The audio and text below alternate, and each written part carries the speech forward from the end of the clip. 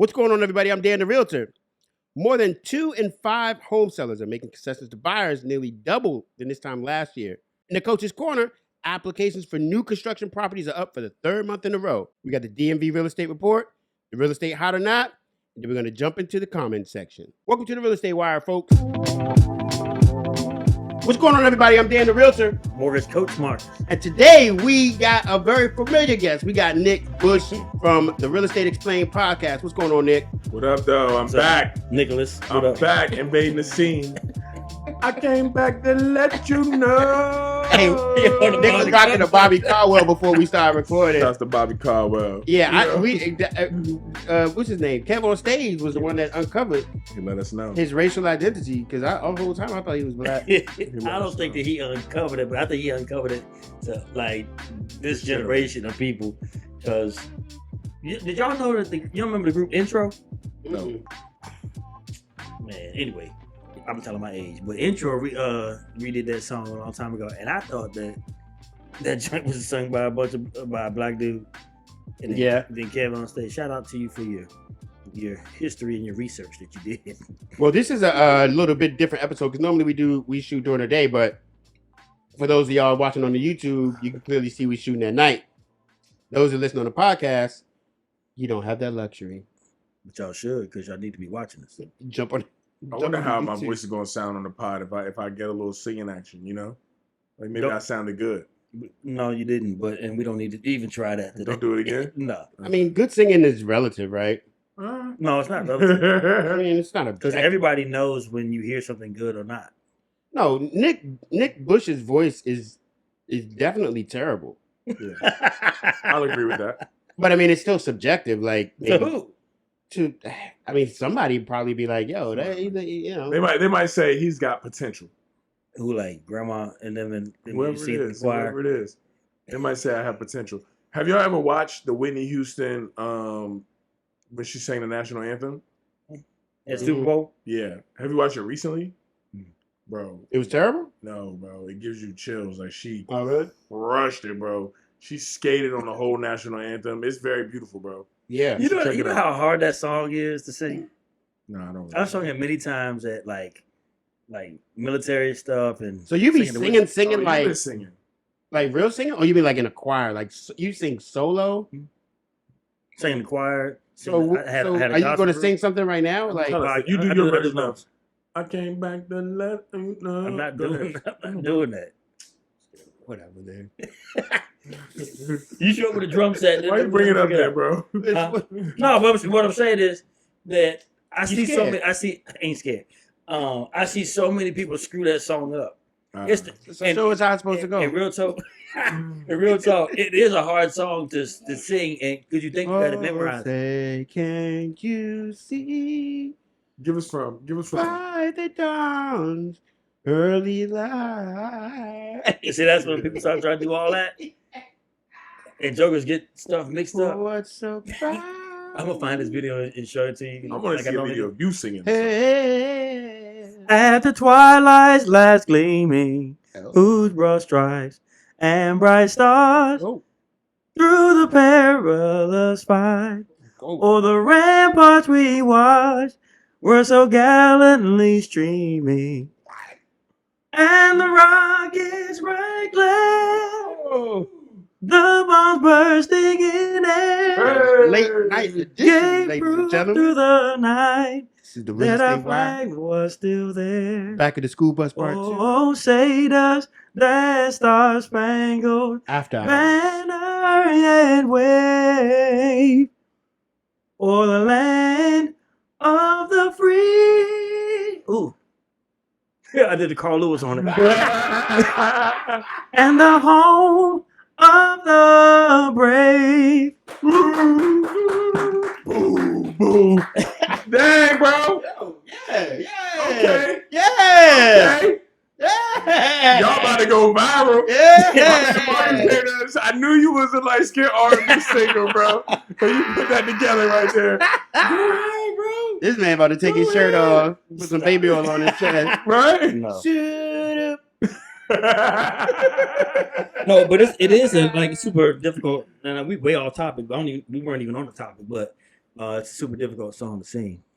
Yeah. Thanks for blessing us with that, Marcus. Yeah, that Really- was solid. I got a little bit more respect for you if that was possible. I definitely do, man. You killed it, dog. Appreciate it. Yeah, it's solid. I can't do that. I ain't been singing in years. Put my Bobby Caldwell to shame, bro. Yeah, no, that was solid. You sing back, bro. You straight. So let's get into this top real estate headline. So, according to Redfin, I read Redfin news sometimes, more than 2 in 5 home sellers are making concessions to buyers, which is nearly double this time last year. What say you, Nick Bush? I think that was a thing. That was really happening a lot towards last year and the top of this year because when rates went from 3 to 7 aggressively, 3 to 5, then 5 to 7 aggressively, the market kind of slowed down. So sellers had to incentivize buyers to purchase, right? And the incentive was, we're going to pay your closing costs so you can take advantage of the 2-1 buy down program. I think that maybe that's happening in the general market, but in our market, we're still, 1 month supply.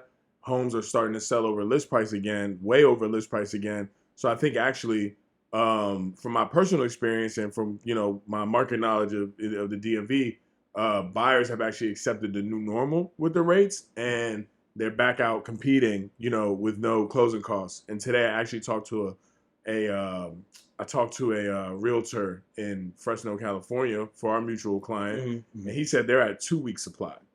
So, in that scenario, Nothing. people 2 weeks.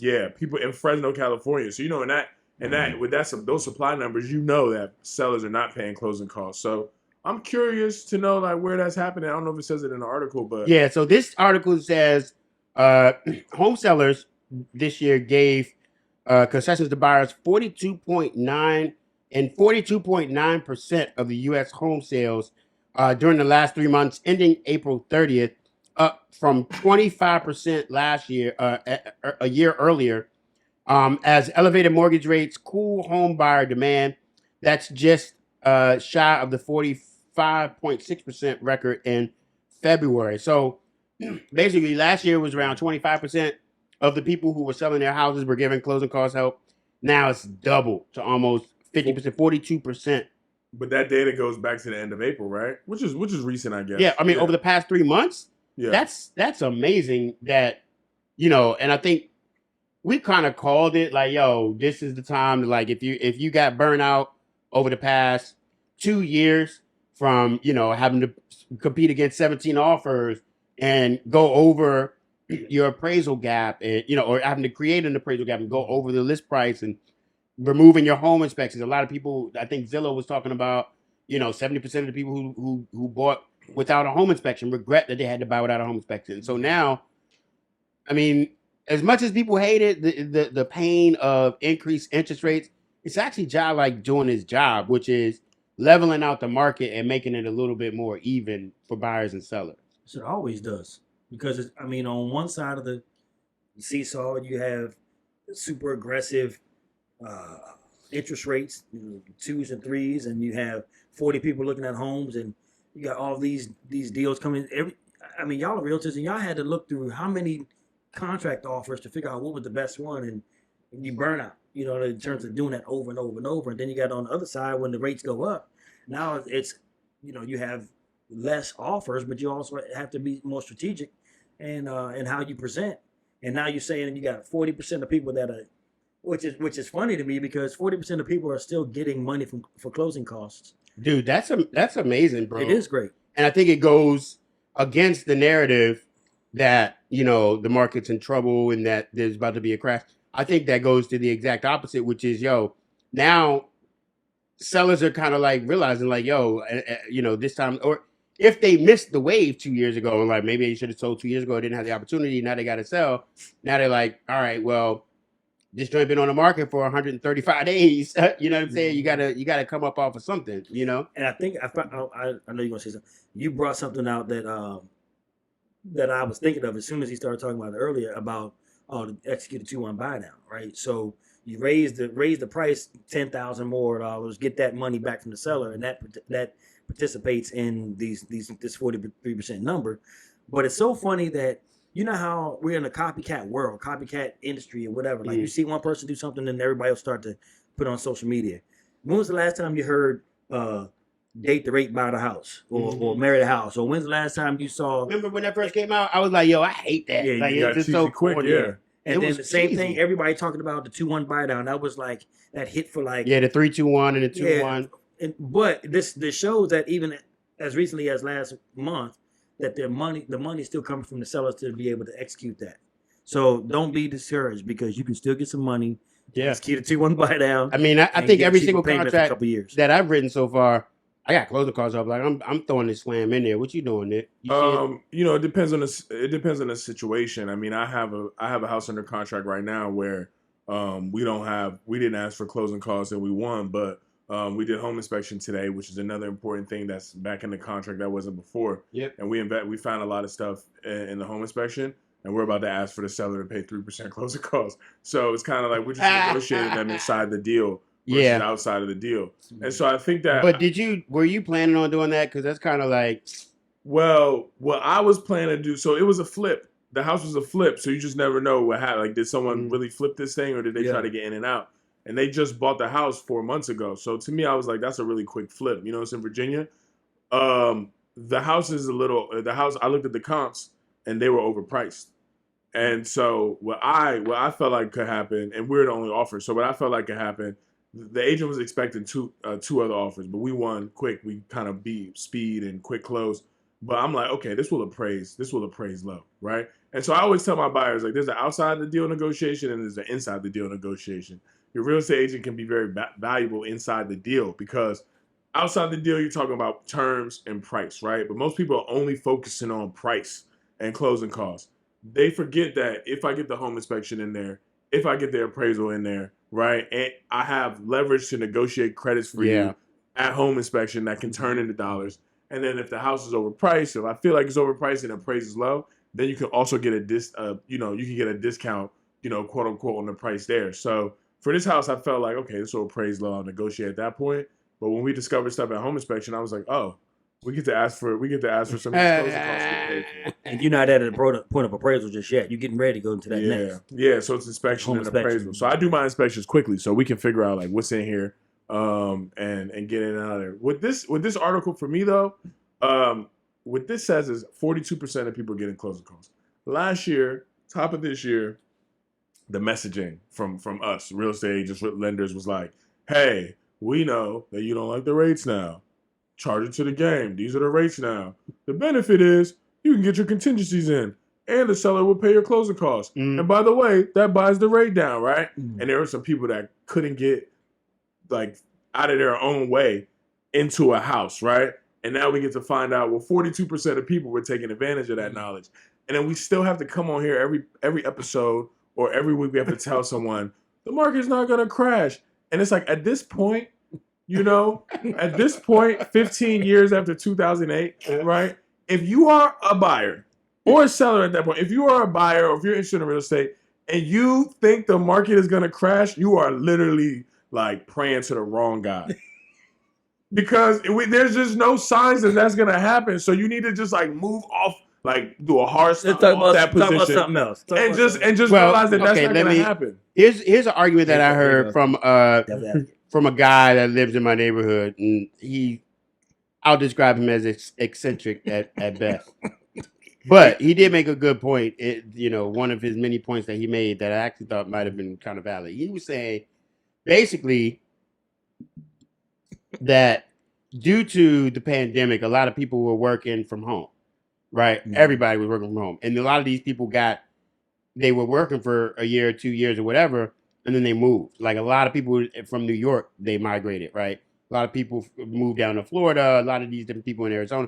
So a lot of people moved out and they were working remote. Their jobs were still in New York, but they moved because it was cheaper. Yeah. And according to him, and sometime in October or November or something like that again, I don't know if this is true. I'm not Nostradamus. Don't quote me on this. This is just from a guy that he works for Homeland Security. He works for Homeland Security, but I don't know how, I'll tell you that with a grain of salt. But basically what he was saying was once Joe Biden mandates that everybody comes back to work, that these people are going to either have to quit their jobs, or they're going to have to sell their houses where they live and move back to New York. And so he was saying that he thinks that there's going to be a mass migration back, and those houses are going to be vacant, and that's where a lot of the inventory is going to come from. That's from what he was telling. Well, I mean, that's very hopeful. Eccentric is a great. Oh, there's a whole other story No, to but- it. He's definitely. But that's different very cat. hopeful, right? But I think that what that guy has to realize is that it's all about leverage, right? Do you have enough? Is your skill set in demand? Can you find another job or convince your current job that you are more productive working from home, or that you want to work from home? Because I think that all the employers that are mandating that people come into work more than 2 days, I think people give up 2 days. But I think if people are mandating that people come into work 4 times a week, 3 times a week, most people are just like going to find remote positions now, and people are taking pay cuts to work remote. Sure. So I think that messaging is kind of out of touch. I think that on the long term though, like on the long span of it, I think it's terrible. I think we talked about this in one of the episodes, dog. The whole remote working, dog, with the rise of AI, I think that's just a stopgap for people to eventually. They don't know it. I don't think they see it coming. But it's like this: if you don't gotta be in this office, and everything you're doing, you can do remotely. All right, sweet. Well, then that means that You can do it remotely. anybody can do it. I could get somebody from Bangladesh to That's do true. it remotely That's true. and pay them, $3 an hour, as opposed to having to pay you $200,000 a year. Yeah. So the people that's like geeking about it, I'm kind of now. Not all jobs. Some jobs are very special, like you said, like coding. What's your skill set? Right, exactly. Yeah. I had a guy, one of my clients, he's in software, and basically he writes the software. He basically builds like CRMs Okay. and client management databases or whatever. And he's the guy like in the help desk that fixes stuff when it's broke. So he can do that remote, but also he's a very specialized person he's the only one that can fix it type guy. So he's like the tech guy, but his office is out of Arizona, but he lives here in DC, and he lives in North Carolina too. But all his stuff's remote. But also, what your neighbor is failing to Well, realize. it's a different guy, but yeah, my neighbor. But what he's failing to realize about people got to sell those houses is like those people have sub 3% or low 3% interest rates, so they probably have cash flowing assets. So they don't actually have to sell their house, right? Yeah. So it's just like this, that's another thing that's going on in the news right now. But if there's a mass migration and there's a whole bunch of vacant houses available for sale, that's more inventory. Now, is that going to fill the delta that we need? I strongly doubt it. No. I strongly doubt it. Well, so I think first of all, when you said your boy was talking about Joe Biden's going to mandate that people go back to work, Joe Biden can't mandate. Can't mandate. He can't mandate. Yeah, he can. He can't mandate the private sector. Yeah, once the whole COVID restrictions were lifted earlier, then the federal government got put on a clock to bring people back. the government. Federal Yeah, government, the yeah, government yeah. go back to work. Yeah, but I mean, like That's what I'm talking about. Okay, I didn't specify that. Which is a big sector of our market here. Yeah, for sure. And I think like if we have people that move from New York or wherever and move to Florida to work remotely, okay, like or wherever down south, it's cheaper typically to live down there, so they can find another job and not have to make as much money, like you were saying, make as much. They can do something different.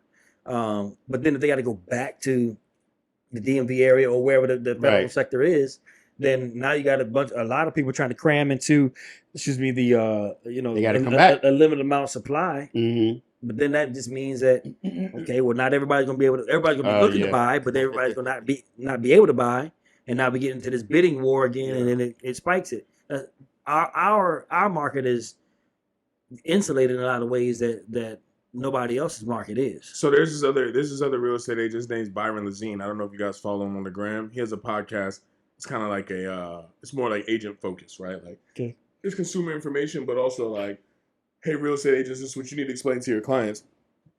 And he was saying he was looking at an article where it was talking about how so like we're talking about like where's the inventory going to come from, right? Like everyone wants to know eventually like where's the inventory going to come from. And so this article was saying that the numbers for people spending money on contractors and do DIY home projects is down, right?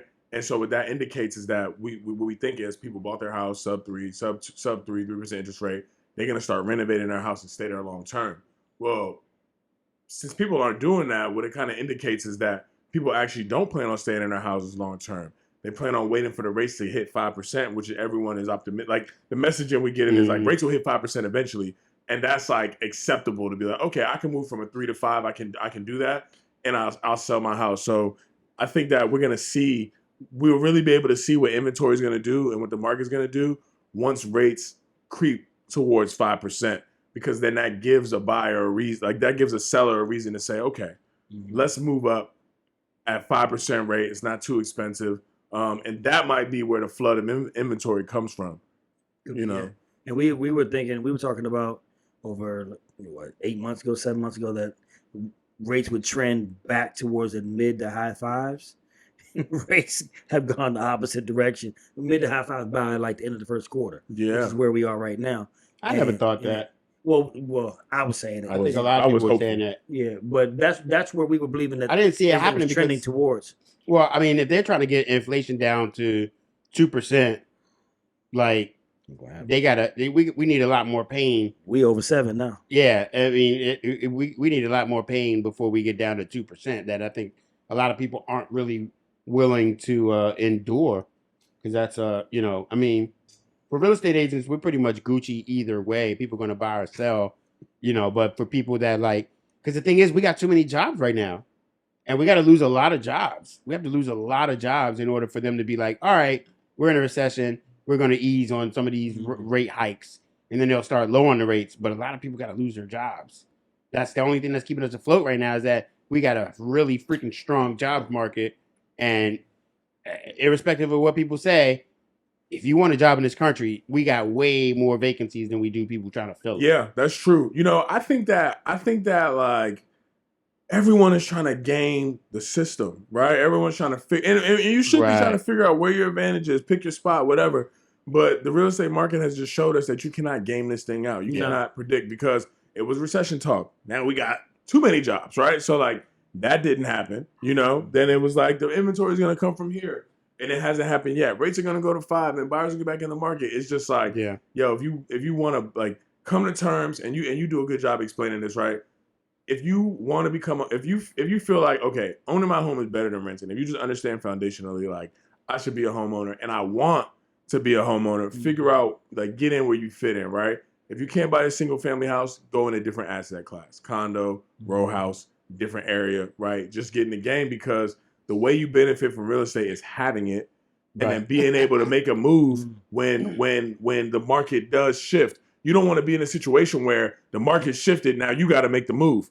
You want to have the real estate, own the real estate, so when the market shifts, you can take advantage of the shift. I feel like a lot of the people that we see, that we know collectively, that are winning big, are the people that are.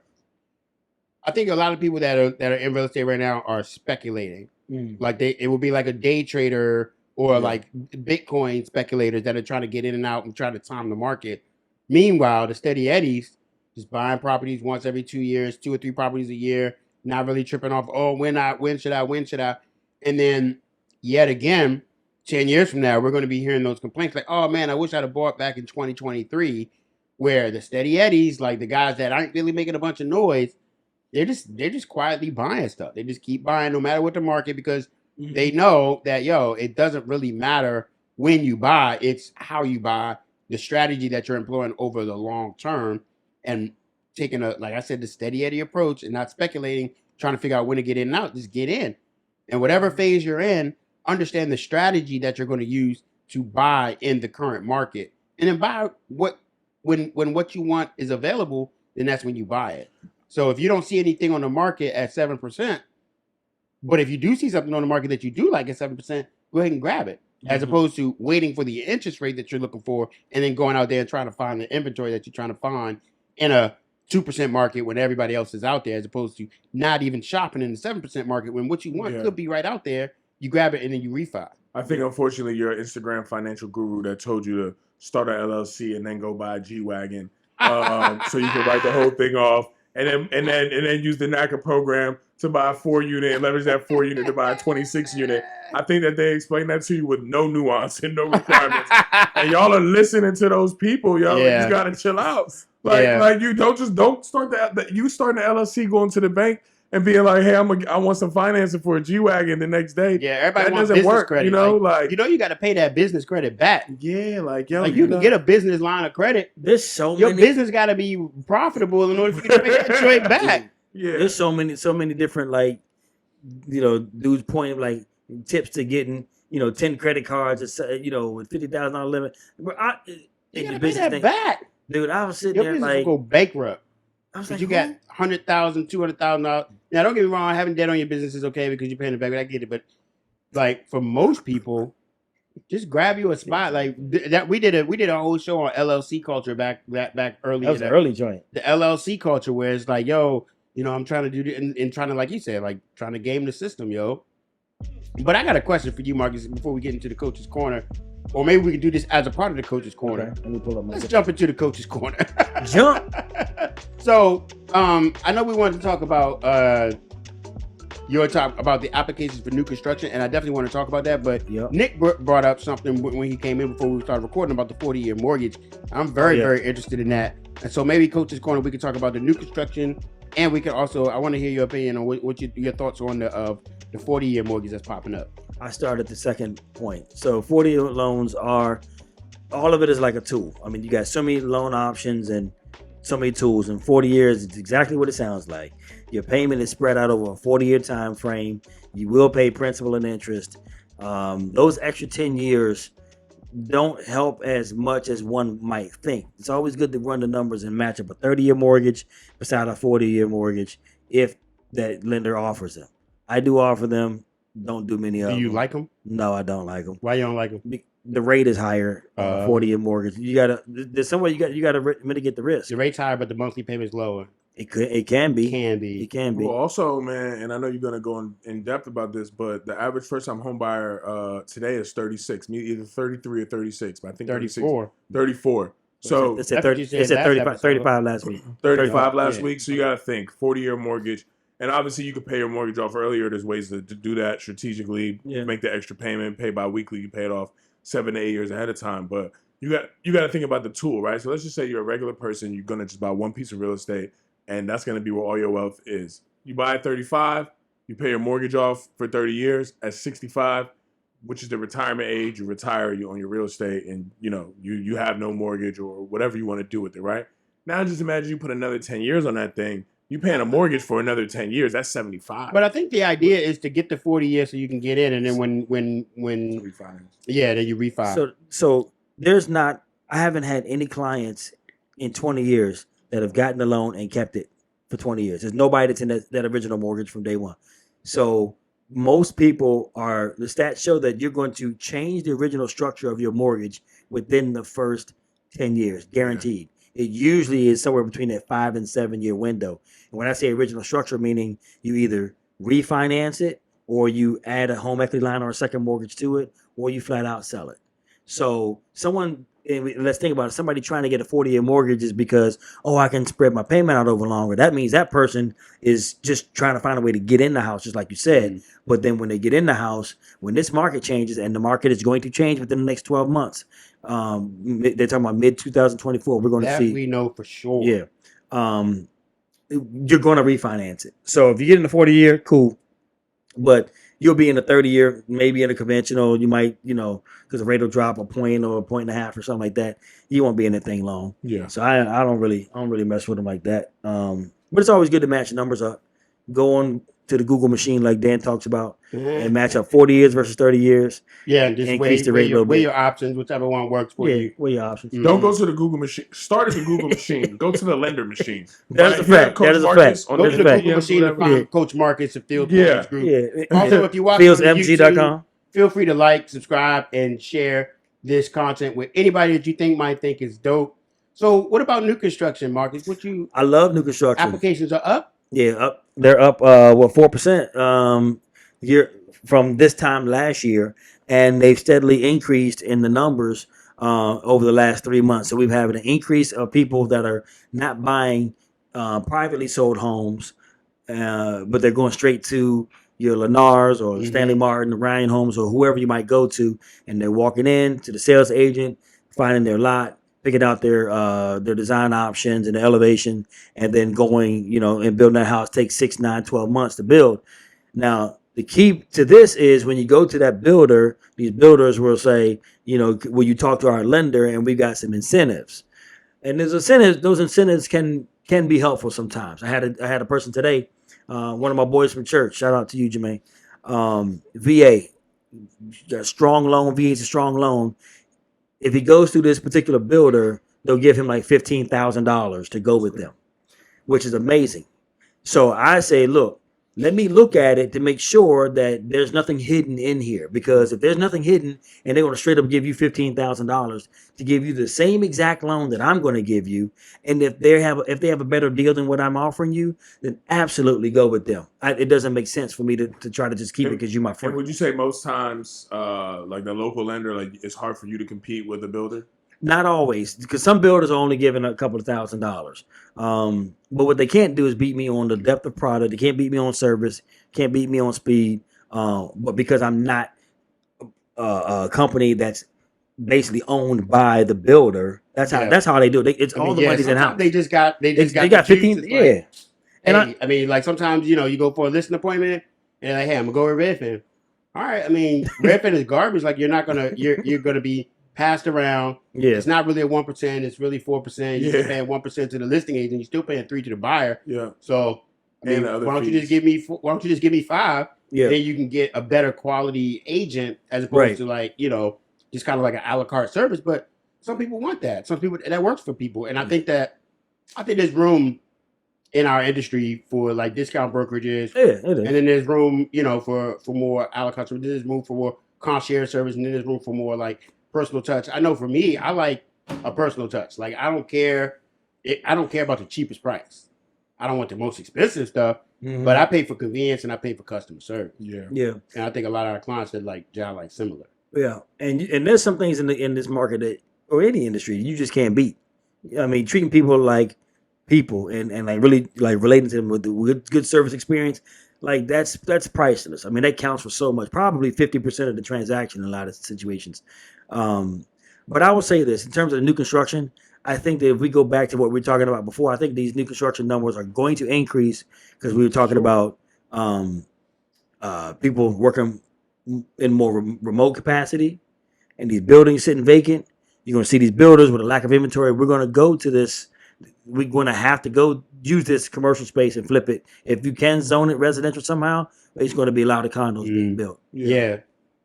I mean, it's happening. Or, I mean, they can tear the building down and rebuild it and make it into something. But who was we talking about? We was talking to Latney. Remember, he was like, yo, it's really tough because a lot of these commercial buildings are turning into rentals. Yeah. But like, a lot of apartment buildings. Yeah, they're turning into apartment buildings. The tough part is a lot of those office spaces aren't really structured to be converted into residential. Like the wiring and the piping and all that. It's just it's hard to lay them out that way to like on the development side. But new constructions, are you getting a lot of new construction people, Nick? I don't. I've done obviously my share of new construction deals, but I don't do a lot of new construction overall, man. Like, I have a younger clientele. I mean, I'm 32, so my buyers are like 25 to 35, 36.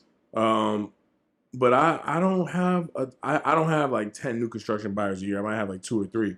And I think that's because new construction can be expensive still, and there's a lot of good stuff in the resale market, and people still find value in that. So. I mean, I think the allure of new construction is the predictability, right? You're going to get your joint. Like you're not competing.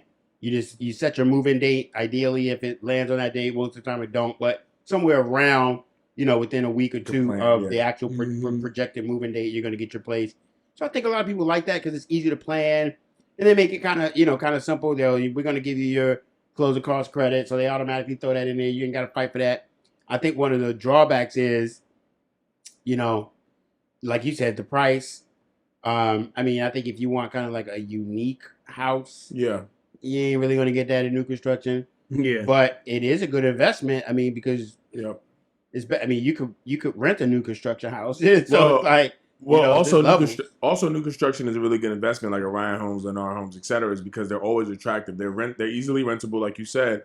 But if you're buying, so a new construction project, they build in different phases of the project, right? But they're called sticks. So if you buy in that first stick or that second stick, if you buy the first house in the new construction and they're building 300 homes, by the time that if you bought that first house, by the time that 300th home is built, you have so much equity in your home. So it's good I know I have buyers that basically like buy new construction as investments, and they buy them, they get the equity, they pull HELOCs, and they buy a new construction. I have a buyer that's doing that because he's buying early in the project. He's got a lot of equity at the end of it. And then he knows that property, because it's attractive, is easily rentable. And a lot of new construction is easy to resell because, Ryan Homes is building, what they build is essentially a big part of their business model is young family style townhouses, 3 beds, 2 baths, 3 levels, 2-car garage, everything updated. So it's like if I have kids and if I'm, a young couple with kids, buying a new construction is so attractive, You are a young couple with kids. Yeah, I am a young couple with kids. You happen to be that, actually. And so I would build a house, but I wouldn't buy a Ryan home because it's cheap. You said you would not? No, I wouldn't, because if I'm a real estate, I have the knowledge, right? But the materials. Yeah, you ain't listen. I'm not big on Lennar. I'm not big on Ryan. You can't give me a Ryan home. Yeah, my bad. Give me a Ryan home. What's your top 3? No, you can't. What's your top 3 new construction companies? I mean, look, I don't really know. I don't have like a top 3, but if you not, I got a top. Top 3. What's your top 3? My top 3 going to be Caruso. Oh, Caruso's good. Pulte, Stanley Martin. You like Stanley Martin? I love Stanley Martin. Are they good? They do Stanley Martin do good stuff. Okay. Pulte do good stuff. K-Hob obviously do good stuff. Yeah. You mess with Drees? Yeah, really who? Drees Homes? You I haven't heard of Drees. Who do Drees? Never heard of Drees. I think that I don't know. Love Stanley Martin. K-Hob is good. Stanley Martin is good. But I just think that, like, if I was to buy new construction as a, let me just live in this for a second, I might buy a Ryan home because the market it's like owning the McDonald's franchise is very profitable because the market is accepting of that. You got the name so they're accepting of Ryan Homes. And so it still is a good investment at the end of the day. It's just not the best product overall, And I tell a lot of people, like, yo, you buying this house is built in 2023, amazing, right? But like when they built that house, my house from 1942 is all brick, foundation is solid. Like they built that house in 1942 so that it never falls down. Yeah, they built these newer houses so that they do fall down. Yeah, and that's why I said you can't give me a Ryan home, because Ryan Homes was building in our community, and I watched them. When I say they threw this house together, yeah, I was like, bro. Let me just real quick. I can't. Marcus got all this. How many acres do you have? 140. Marcus is at 148. I don't even know what that looks like. So I told Marcus, y'all need to come. Y'all need. It's amazing. Y'all need to come. I'm personally inviting both of y'all. We should do the pod from there one day. Excuse me. So I told Marcus. We can't record live. Ain't no reception up there. So. Oh, yeah, you're in the country. So Marcus told me, like, yo, I got some water on my property. I said, y'all want to buy some waterfront property. You know what I mean? Let me get some of those acres on your property. Just one of them. I don't need a bunch of them. Man, he sent me some. I said, where's the water? Send me some pictures. It was a little pond. You know what I mean? Ain't no little pond. It was a little pond, man. The picture makes it look like there ain't no little pond. How big is the pond? How you quantify the size of a pond? I mean, like, it is legit. Can you swim in it? No. Can you put a boat in it? Mm-hmm. Can you fish in it? Mm-hmm. Okay, so the picture. Can you drown in it?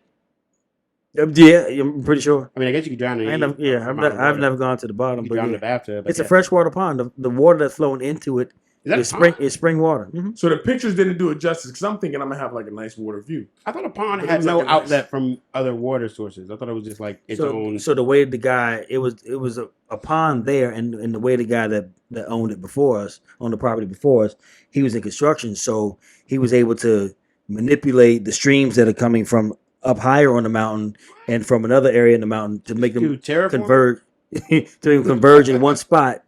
And then there's a waterfall that flows into the pond, and then that, as it sits there, then there's also a culvert at the opposite end that allows the water to not overflow but flow into this culvert. What's a culvert? A dam? The pipe, basically. So it's good. So can I put some catfish in there? There's already catfish. There's catfish in there in that water. Catfish. There's koi. There's bluegill. There's bass. Yeah, bass. Okay. Trouts are freshwater. Or you can eat the fish. You can eat it if you want. It's freshwater. It's freshwater. You gotta Spring walk water. to the pond, or you can like drive. I'm gonna build on the pond. For like, you ain't building How nothing. do you get to the pond? You drive up the mountain. You You see park. that? You buy some acres of somebody's. He said, "You ain't building nothing. I'm gonna own the acre." He's gonna put a covenant in the deed where I can't build on the land. You don't have right of way to the bottom. You know? Nah, but my father-in-law pulled a catfish out of that joint this big, Ooh. My dad, when he lived in Jacksonville when I was a kid, and we had pictures. And he had like a little pond situation in his backyard, and he put some catfish in there. He used to fish the catfish out and throw them back in. Well, we sometimes we eat the catfish too, you know. Yeah. Hey, we're going fishing in June. I'm gonna invite you. Yo. Where? You fish? You fish, Nick? I will go fishing. I'm not like. Oh yeah, we go. I ain't even huge on the fish, but you know what? My wife wanted the pond, so I was like, In the bay, we fish. We fish spot, croaker, They got rockfish. rockfish. They got rockfish in the Rock- so you gotta get on the boat. Yeah, you gotta get on the boat. Can't swim. I You can don't even swim. know how to swim. I don't like the on the boat and doing all. I that make me sick. I So can't. what? Get a real boat. Not Everybody not said- like a rowboat, bro. Nah, it's not like a I know, little. everybody be like, man, take some Dramamine and suck You it don't up. even I'm take like, nothing. Just stop it. Don't don't do it. suck it up. What Dan was about to say. yeah. This is the late Yeah. night edition, but you know, you feel me. You heard it. We transition to the DMV Let's stats get numbers. into the DMV real estate report. That's where I'm gonna put the graphic right here. So this is what I want to do this week. I want to go area by area. You see, You better not leave out Virginia. We'll throw them in as an honorable mention for the area. shout out to Virginia, the first Jamestown settlement. We're the reason why everyone's here.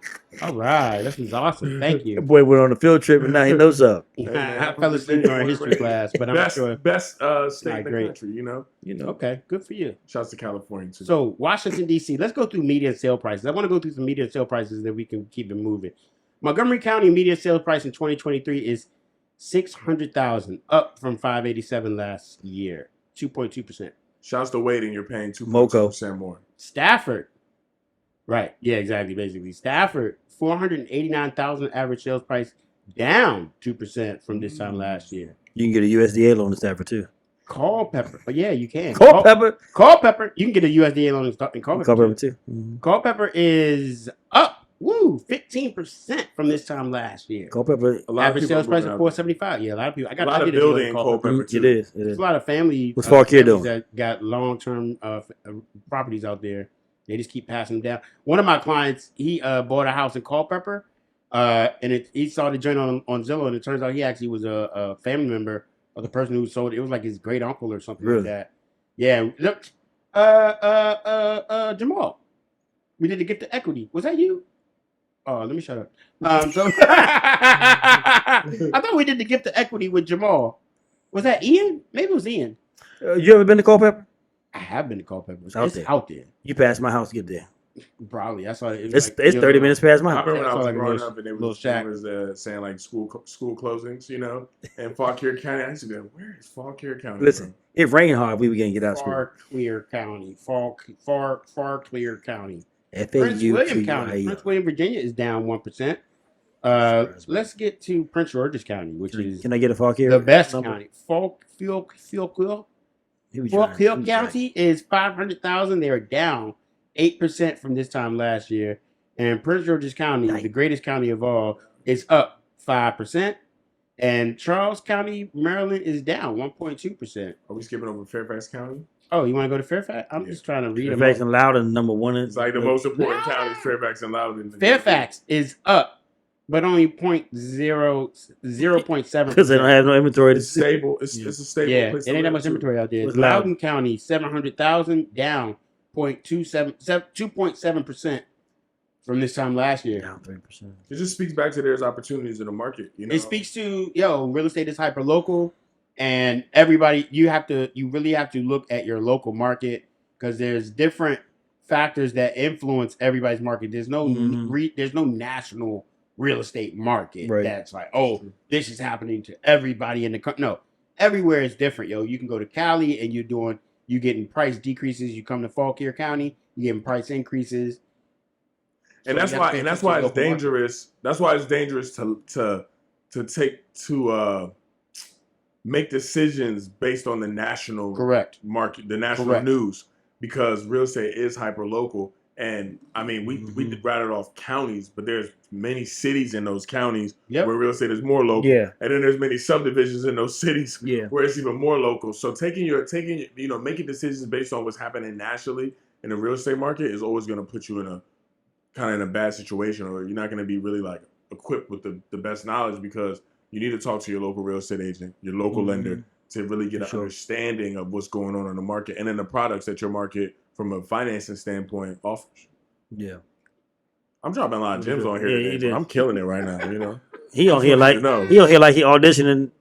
I look, I'm auditioning, right? But Yeah. I got a podcast too, Real Estate Explained, with my co-host Tamara. That plug was terrible. We post. No, that was good. That was good. We drop episodes every Friday, Okay. around 10 a.m. But they kind of publish at 11. So We drop every Friday too now. do you just drop on Friday? Yeah, We we switched. Yeah. So let me know what the stats are on that, because ever since I dropped on Wednesday on accident, and I had a lot of listeners on that Wednesday, my Friday drop has messed up a little. Really? It's been low. So Maybe we'll go back. I might need to switch to Wednesday. Maybe we'll just switch. We'll just you know? switch to keep people with. we're kind of like brother sister podcast. We are brothers, sisters. We're a family. So one Good day, system. Real Estate Wire and Real Estate Explained, we're gonna be on a podcast festival together, sharing, an event place, killing it. I I'm think with that. so. I'm with that. Yeah, in a year when we get SEO people to really like help us get our podcast out to the masses. But all y'all that's listening right now in the Real Estate Wire Squad, y'all been here from the beginning. We really appreciate y'all shouting us out, even a little bit of love that we get, the random phone calls, keep them coming, the comments. We appreciate all of that. Check out Real Estate Explained podcast on all streaming platforms. So let's get Hold on, and I also want to say something else to the Real Estate Wire podcast listeners. No, real quick. Cut you off. I want to say something else to the Real Estate Wire podcast listeners. If you do listen to this on a regular basis, or even if you're listening for the first time, you like what you hear, drop a review on the page, because the reviews is what helps the Real Estate Wire podcast and the Real Estate Explained podcast show up in the search engine on your Google podcast. So please drop these guys a review so that their podcast can grow and reach the masses. Thank you. So let's get into the real estate hot Or not. Yo, Bush, you got to get in on this. About that, yeah. So We'll let you in. We'll try again.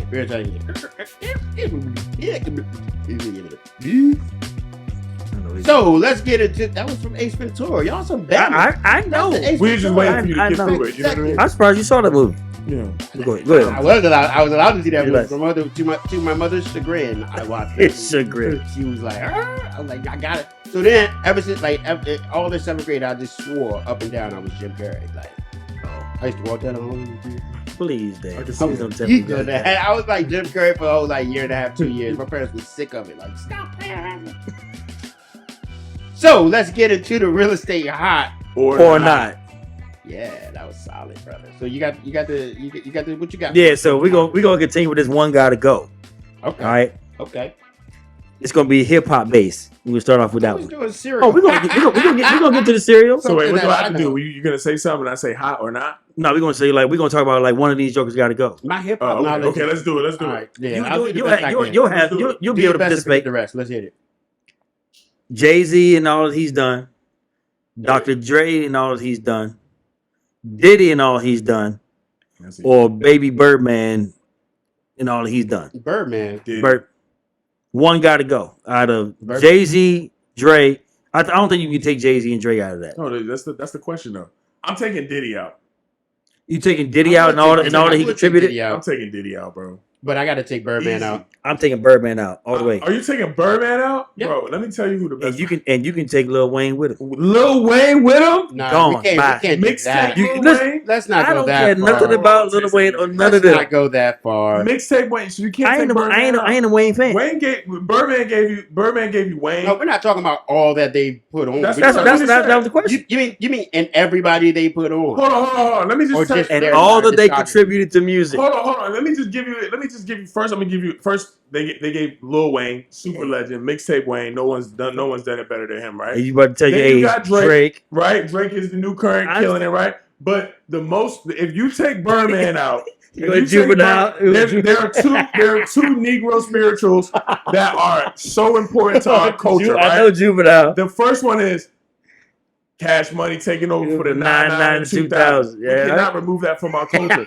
The second Negro spiritual, by the way, for people to know is Nuck If You Buck by Crime Mob. We cannot take that out of the culture. I know that song, but I really don't know that We song. can't take Birdman out. Hove is the GOAT, right? And you can't take Drake. You can't take Drake. You can't take Drake out because then we don't got Snoop. And Nothing But a G Thing is the best beat ever made, and that song is hard. And that's NWA and Ice Cube and all of them. Let me get Diddy out. I love Big, but I'm more of a Pac fan, so I can get Diddy out. Okay, you know. Okay, you okay? Can I forget Wayne and forget Drake because I don't mess with them like that. But I will say this: when you talking about the Cash Money taking over for 99 2000, that right there, like I can understand why. That might save you, Birdman Williams. All right. Let's talk about the cereal since y'all wanted to ask about the cereal. All right, now we're in my wheelhouse, baby. One gotta go. Yeah. Cinnamon Toast Crunch, Lucky Charms, Fruit Loops, or Fruity Pebbles. Fruit Loops. I'm gonna get Fruity Pebbles out of there. Fruity Pebbles is basically Fruit Loops. I haven't had Fruity Pebbles in a long time. It's crushed up Fruit Loops. And if you put the Fruit Loops with the marshmallows in it. Fruit Loops got marshmallows? They got a Fruit Loops with the marshmallows. Why do they need marshmallows and everything? It's a game changer, bro. You gotta check it out. But the thing, see, for me, it's about this is a product that I created that I never took to market. So okay, if y'all listen, you can take this idea. It's fine. I got other stuff going on. But I had this idea called After Milk. Someone created that, bro. I just want you to know. No, I don't. It was on Shark Tank. I did. You know what? I saw that episode on Shark Tank, and I was like, they stole my idea. Yeah. I had a lot of different ideas. They beat them to market. Yo, they beat them to market. I came up with the idea for the folding bike back in 1999. I came up with the folding bike idea. Then Hummer stole that idea, bastards. And then I came up with the idea for you know how people. You ever heard of an idea called Tile, which is basically like GPS for your keys and your wallet? Yeah. I came up with that idea. I came up with that idea in like 2001. But it was now it's all Bluetooth now, obviously. But I came up with that idea. I got the And then I came up with the idea for After Milk, which is basically the way the milk tastes after the cereal. Yeah. Like branding that, bottling it up, and then drinking. So you have like Cinnamon Toast Cereal Crunch, milk. After Milk. But I call it like After Milk. And That was the branding, After Milk. And they have that now. They make ice cream. They make ice cream out of that. You make a good point, right? Because the cereals that should go, right, is one, like, which cereal do you like the best to eat is one thing. But part of buying cereal is like drinking milk, right? Yeah. So it's like which After Milk That's what tastes the best. So I include that in my equation when I determine the pleasure level of the cereal. Yeah. So for me, Fruit Loops After Milk is the worst After Milk next to Fruity Pebbles, because they both are the same cereal. I just think Fruity Pebbles are crushed up Fruit Loops. But the After Milk, it leaves like this weird film on the milk. Yes, yeah. Cinnamon Toast Crunch got the best After Milk of any cereal. Cinnamon Toast Crunch is banging. You know what the most slept on cereal is? Frosted Flakes. Honey Smack. Honey Smacks. Well, why are Honey Smacks and Golden Grams the same thing though? No. Yeah, they Honey are. Smacks. Yeah, they are. Golden Grams is a terrible cereal. No, they're the same cereal. No, they're not. Yeah, they are. No, Golden Honey Grams and Smacks, Cinnamon Honey Toast Smacks Crunch are and the same Golden thing. Grams, they're the same thing. No, Honey Smacks and there's another one, the one with the ribbit. The frog. Golden Crisp. The frog. Or something, right? Yeah. Golden Crisp. Golden Crisp. Yeah, Golden Crisp are they're the same. That puffed wheat. Yeah. Well, puffed wheat. Oh, you go to puffed wheat. You know what else is a good cereal? Ghetto. The bag cereal. You knew what it was. The bag cereal. We all did that. If you had a bag cereal, you wasn't struggling at all. Puffs of wheat. You know what else? You know what else is slept on cereal? What? Pops. Oh yeah, Pops is the best, dog. They got good honeycomb. After Milk too. Honeycomb is slept on too. I like the After Milk on Pops. And I know nobody likes this cereal, but I like it anyway because it scratches the roof of your mouth. But the original Captain Crunch, Oh, Captain Crunchberries? Crunchberries? No, not Crunch Berries. Crunch Berries came. Just all yellow in the bag. all Yeah, yellow this is Captain all yellow. Crunch? You know, your fruit anytime- come Except out. You just ate a whole bowl No. of yellow Captain Crunch. I ain't never. Anytime I see all berries, Captain Crunch got the all berries too. Yeah. Oops, all Game berries. changer. How was it? Oops, it was a mistake in the factory. That's a lie. Game changer, all All berries. right, we gonna move on, y'all. Great. Laugh from All the right, we're gonna rock the video game. Good questions, bro. Good questions. Video game. I think One you got to made go. Uh-oh. Street Fighter, Which one? first one. Street Fighter. Tekken, Mm. Mortal Kombat. I'm gonna leave it there because What about Killer Instinct? they put Super Smash Brothers on here, but Nobody that did was an easy go. Nah, you So put Street Killer. You got to put Killer Instinct there. I ain't never played that. Street Fighter, Combat, or Tekken. That's hard. I never got into Tekken, man. I couldn't get into. I Eddie didn't on get into Tekken was PlayStation. ill. Yeah, my boy used to play Tekken all the time. Tekken can go because you Shout out to Thomas More. got to keep Street Fighter and Mortal You Kombat. have to, You got to, bro. yeah. I'm taking Tekken out. Yeah. For it. That's a really But good. Killer Instinct got all of them. Those joints. are really good comps. Killer but Instinct used to Street draw Fighter- blood. Street Fighter is just so nostalgic. You can't Yeah. get rid of that. And you can Nah. play with everyone on Street Fighter. Mortal Kombat is ill. That's forever. And game. Street Fighter got so many dope versions Yeah, too. really bro. only Yeah. like 2 people in Tekken are good. You know what I mean? I mean, you Yeah. got Street Fighter, you got Street Fighter 2, Street Fighter Alpha 2. You got like it's a bunch. Mortal of Mortal Kombat is so so- I classic. never got into Mortal Kombat. on Mortal Kombat, Sub-Zero, It's classic, Scorpion. though. They're the same character, ain't they? Nah, Sub-Zero, Frieza, Scorpion. They're similar. Very similar. It's like Jin I'm- and Ryu. I roll with Scorpion. I'm a roll Scorpion. Yeah. That finish. Get over it. It's just. All right, here we go. One got to go. Netflix, Disney Plus, YouTube, Disney. or Hulu. Disney. I'm grown, bro, so I'm taking Disney out of there. You know, my kid watches Disney Plus. I like Paramount Plus though. I know you didn't ask about it, but they got all the Star Trek. You know I'm a Star Trek head. You didn't hear the question. See that? Did you say Paramount? I said You Netflix, said Paramount. Hulu, YouTube, or Disney Plus. One got to do go. My own. I know, but gotta did you answer say. the question? I say Which one got to go? One got to go. Yeah, Disney. Disney. Disney's weak, bro. I'm an adult. Disney ain't weak. I'm throwing Hulu out the You got window. a 7-year-old daughter. Like We on you gotta YouTube, watch it. and I watch Disney Plus because I didn't. Yeah, every princess, everything we watching, and Netflix. But I can I stream all binge. that on YouTube. So Oh, you can? Yeah. I ain't done that. Let's go one more. This will be the sports one. It's your word. One got to go. Michael Vick, Tom Brady, Peyton Manning, Terrell Owens. I'm gonna get Brady out of there, man. Yeah, we can go. He can go because I mean Peyton Manning. Who else? Vic, Peyton Manning, Tom Brady, Oh, Michael Vick. Vick, can go. Vic Michael Vick, revolutionized the game, bro. or Terrell Yeah, Owens. but I really feel like he didn't really live up to his potential. He was always good. He's just a really good athlete. But who that? That's my alarm. Oh, you gotta go. I know it's late. Yeah. No, that's actually go check on my daughter. Oh, dang. Now I feel Vic is Vic, Daddy loves you. now I feel bad. Vic revolutionized the football, the game of football. He did. He revolutionized the position. Position. The most important position in the game of football. It's not the most important It is position. the actual most important It's not position. the most important position. You ain't got no other team. Who you gonna throw it to? If you have no quarterback, you don't have the game of football. You actually do. Anybody can be the quarterback. You can. The tackle can be the quarterback. He's talking about Anybody can be you talking about the actual Most position important position on the field is. I don't think it's the Like most the actual- important position. Yeah. where you. No, I don't think it's the most important. That's hard. What's the most important position on the football field? That's tough to say. What's the most important position? But I would say, quarterback. I would say like either like a running back or a receiver, somebody who's actually scoring. Literally, how you start the game is you have to snap. But you have 10 other players that can do exactly what the quarterback does. No, they can't. Yeah, actually you can. No, The center is more important than the quarterback. How are you going to start the game? you could just start. Quarterback just has the ball. And then he's the center. That's what I'm saying. Yo. All right, last one. Last one, who we got? It's gonna be pancakes, bacon, eggs, or grits. Grits go. What? I mean, if those 3 grits can go. Cheese grits? Grits can go. Grits can go. Oh. It's not like grits are cool, but What do you like better, cream of wheat or grits? grits. Really? I grew up eating cream of wheat, but it can go too. What? Out of those, Farina? Farina. Grits can go. Can we ask, since we here, who y'all top 5 rappers? Top 5 rappers? Top 5. Y'all can go and I'll go. My top 5 rappers always sucks because I don't really have a large like database of rappers. But if I were to including give groups, if I were to give no this rap, gotta if I were be to give individuals. my top 5 out because mine gonna be probably weak. I'll say Andre 3000, Black Thought, Jay-Z. Then I'll put I know nobody gonna like this one, but Lupe Fiasco.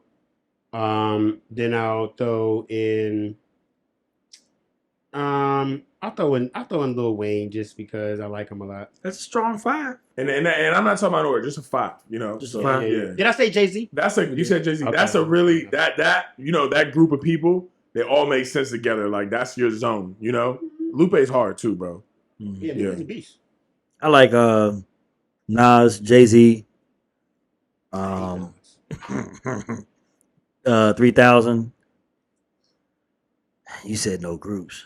I'm gonna throw Buster in there, man. I always like Buster. Buster, bro. I always like. I talking about my 5. I like. I mean, I like Pac, but it's been so long ago. It was only a couple.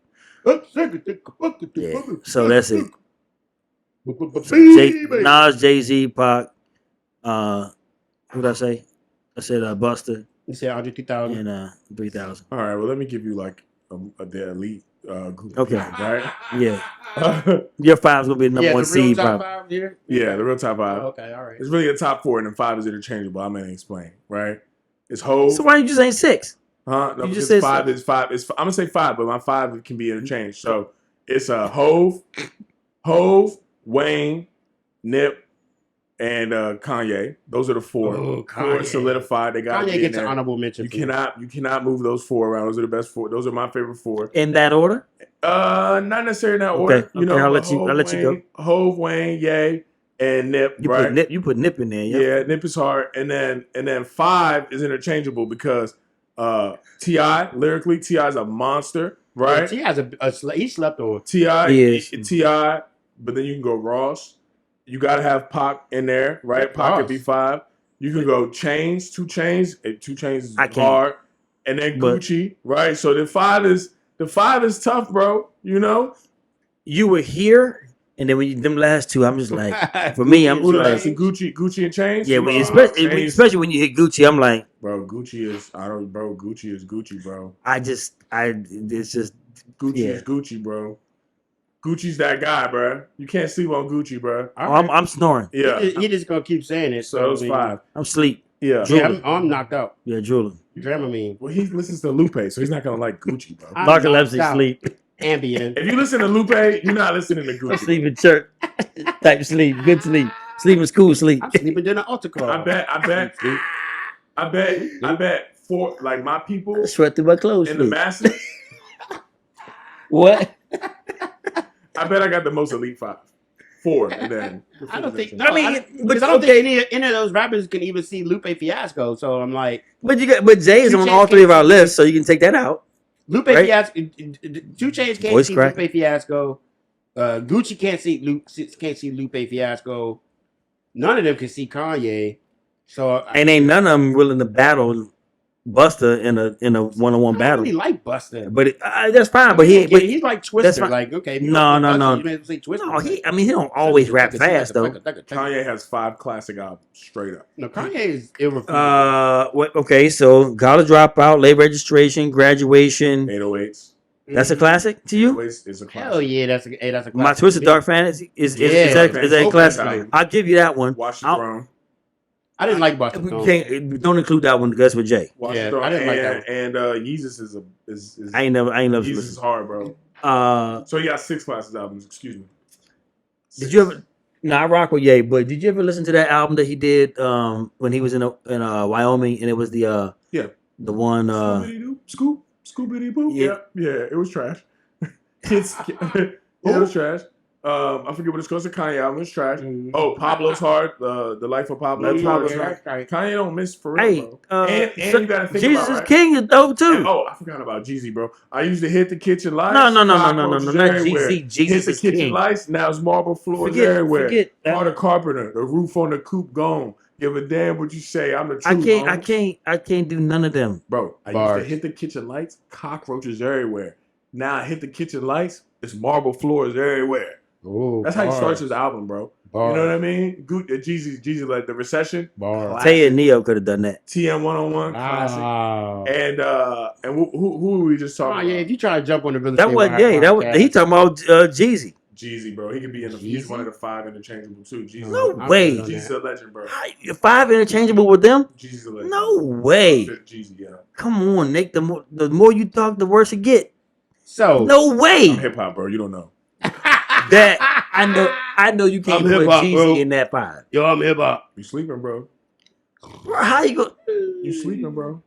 You mean to tell me that you gonna put Jeezy in the same class as Wayne and Jay-Z and Nip and Kanye? I said he's part of my interchangeable 5. That there's no okay, but you know what you did Fifth though? person. You gave a strong Fifth 5, person. and then you gave another 5 that like No. that I gave the strongest 4 of all Strong time. 4. you could And shake then I them gave other a 5 up. 5 that's interchangeable. But you can't put that second 5 in. You can't put none of that second 5 in that top 5. It's And just a 5. I mean, T.I.? it'll water that down. No, not T.I.? T.I. No, not T.I. No. Was T.I. in the second 5? Second 5? He was No, T.I. No. Okay, He's a good rapper. He's not in that top 5. Like, no. He's good. I listen to him. He's one of But I can't listen to I can and I he got a rack of albums too. I can listen to a T.I. album all the way through. Don't get me wrong. But ain't no joints on there that I'm like, oh, like that's my favorite song. That's why I was like, man, you ain't got no. You can't. We can't put no groups in there. But I don't know that many rap groups. No, I don't. I'll tell We you a got rap no group rap that I like. because Outkast and Little Brother, man, Little Brother. Yeah, Little Brother is solid. Outkast. I look at that as Andre 3000 for real. Stacks. but Big Boy is he can't sleep on Big either. Yeah, he slept on. Yeah. Comments. Let's get to the comments. We got any of So them? let's get into the comment section, shall we?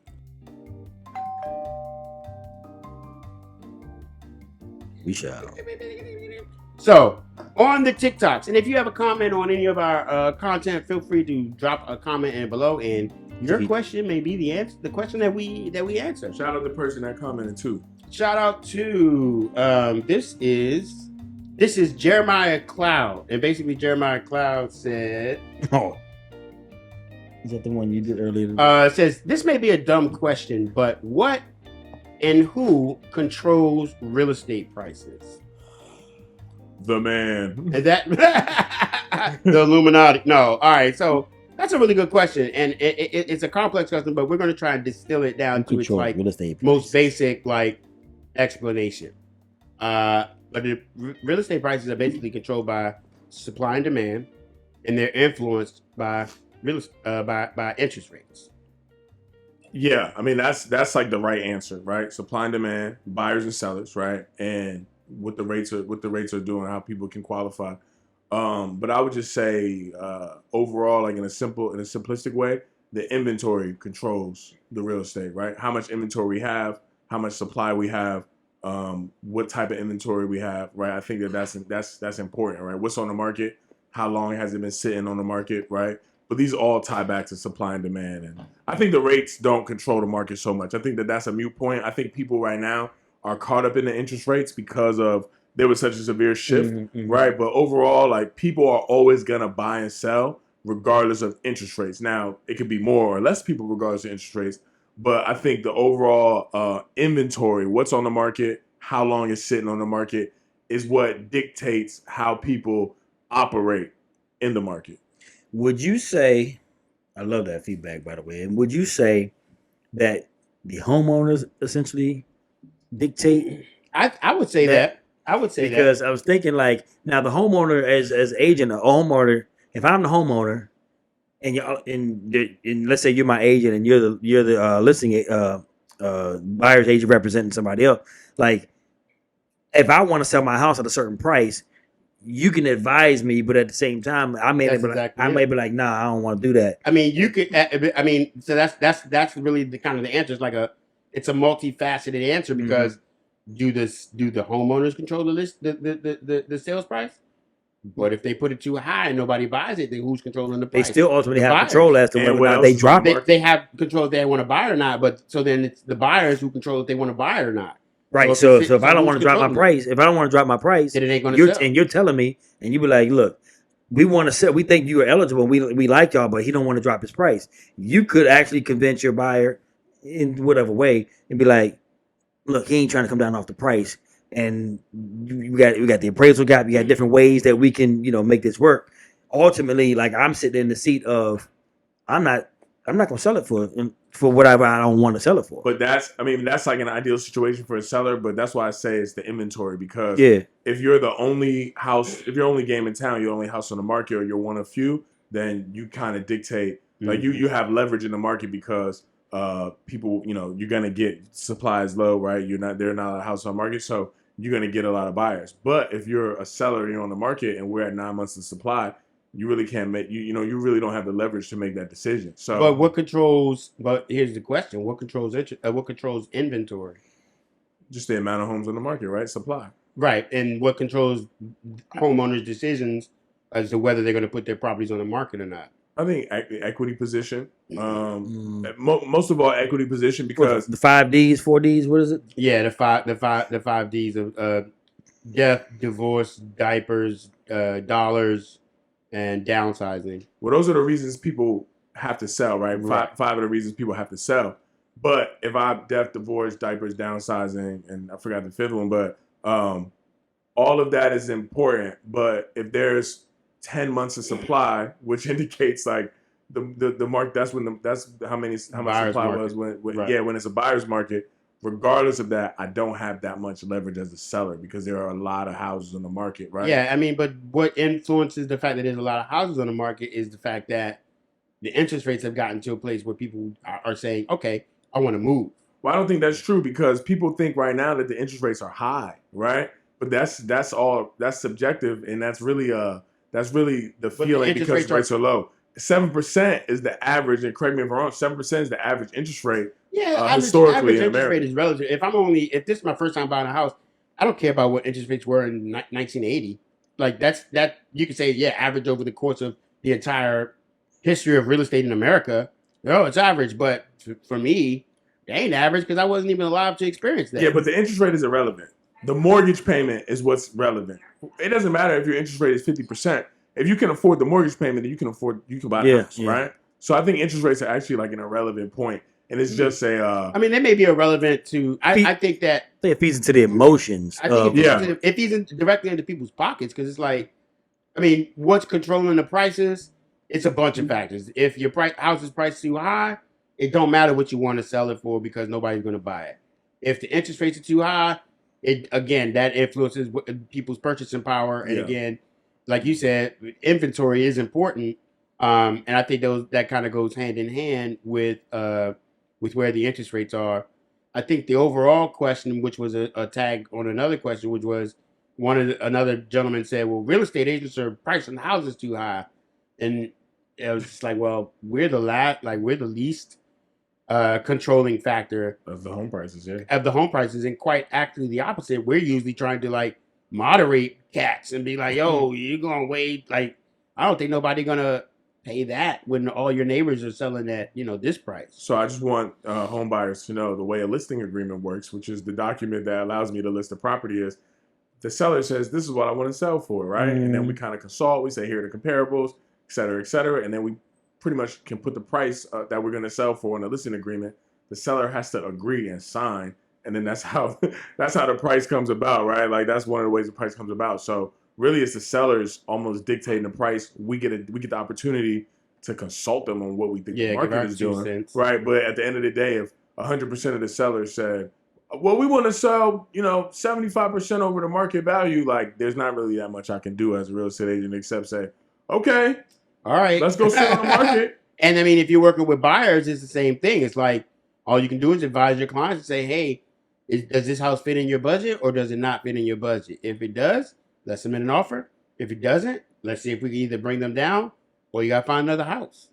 But we don't control the prices to the point where we're trying to elevate the prices so that we can make more commission. Yeah. I think that's a very small minded idea, a very singular perspective if you don't really understand the entire all the players involved. Well, it's just wrong. You know, like that person saying like, I really? was trying to be nice about it. No, it's just that But guy. it is. That guy is wrong. You know what I mean? For sure. Like he doesn't understand. No, not at all. And Yeah. I think that's yeah. So that's the answer. I hope that answers your question. I hope that helped. You're wrong. Well, the lady who asked the question is that was a good question, but the question that led up to it, yeah, you're wrong. We don't control the prices. We don't control the prices, bro. Like, put your guns down. All right, yo. I think that's it, brothers. That's a great late night podcast. We did. Yeah, this was back in the school bus, late night. We didn't joan too much. Nah, I mean, We did. You got the pedal pushers. You got the tight leg pedal pushers on. The baseball, the third base. Man, They look like I'm third fresh, base, bro. Don't even bother me. third baseman. Yeah, I'm but you fresh. got the baseball pants on. We used to wear. Bro, these Those do like this. these fat men, my fat. You know what happened? You need the socks. I'm working on my fat athletic endorsement. You know what, Marcus? Yeah. I think that. I mean, we joan on Dan because he's short, but I think a lot of the joning starts with like me joning on Marcus. But I think he actually sang the national anthem, and that threw us off, and we did not. We ain't joning on Marcus. I wasn't ready for that greatness. Yeah, he just sang that. We was like, okay, we're gonna leave you alone. Like, he this actually time. has like some bankable skills. Yeah. Just- And that was like a late night on the spot singing. Like, if you was really, No, but we brought him out though. We brought him out. We teased it out of him. No, but what I'm saying He's is, like, you can't sing. Y'all did joan. Y'all did yeah, joan. but what I'm saying is, like, if he really had to go and we was like, yo, you gotta sing the national anthem on this day. Hey, you want He to would sing? kill You it, want to Jack. sing us out? You want to sing us? No, you will take us out with a song? No, I do not. No, I do not. We're gonna No, I have do Brother not. Marcus to give us an A and B selection. No, It sounds quite nicely, don't you agree? no, I do not. Well, for all of us here at the Real Estate Wire Squad, for all of us here at the Real Estate Wire, I'm Dan Wheeler, sells homes on all platforms. Where can they find you at, Nick Bush? I'm Nick Bush, the Realtor, on all platforms. Hit me on my Instagram, hit me on my Facebook. I am co-owner of a team called The Address. You can find us at theaddressdmv.com. And I have a podcast as well. We drop on Fridays. It's called Real Estate Explained with my co-host Tamara Miller. You can find that on Apple Podcasts, Spotify, Google Play, wherever you get your podcasts. Where can they find you at, Coach Marcus? At Mortgage Coach Marcus on all social platforms and at Fields Mortgage Group as well. And again, I'm Dan Wheeler, sells homes on all platforms. Thank you guys so much for jumping on. For all of us here at the Real Estate Wire, we are out. We out.